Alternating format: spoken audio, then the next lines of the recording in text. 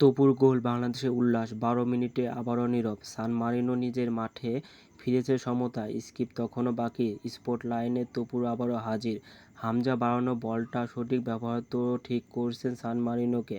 ওদের মাঠে গিয়ে উড়িয়ে দিয়ে এসেছে বাংলাদেশ।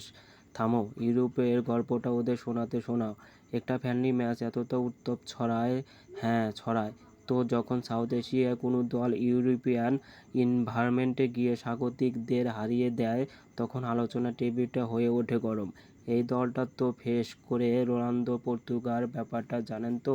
এই বাংলাদেশ প্রথম কোনো ইউরোপিয়ান দলের বিপক্ষে খেলতে নেমে ম্যাচ জিতে মাঠ ছেড়েছে।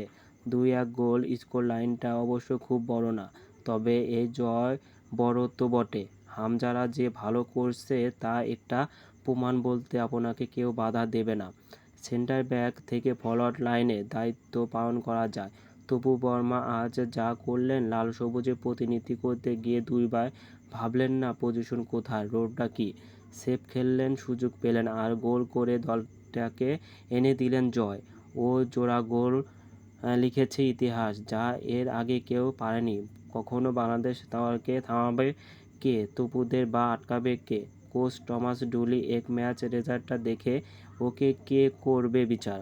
তবুও অভিষেকটা রাঙালেন যেভাবে, তা আপনি হয়তো কখনো ভুলতে চাইবেন না। বল পায়ে ওর শিষ্যরা পুরো এনার্জি রেখেছে ধরে, যখন যেখানে যতটুকু পড়ছে দরকার। হামজা করছে সেটা ডেলিভারি।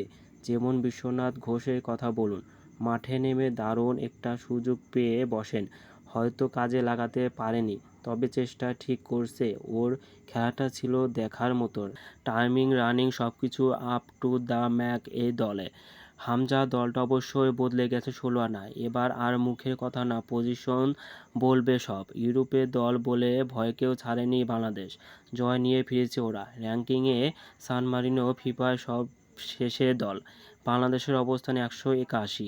নামে ভাবে খুব গিয়ে লাল সবুজ, তা হয়তো না, তবে সমিত সম এই দলটাকে এমনভাবে গুছিয়ে নিয়েছে যে সাফল্য বলে কয়েক আছে। লাল সবুজ এখন উঠেছে, ওদের থামাবে কে?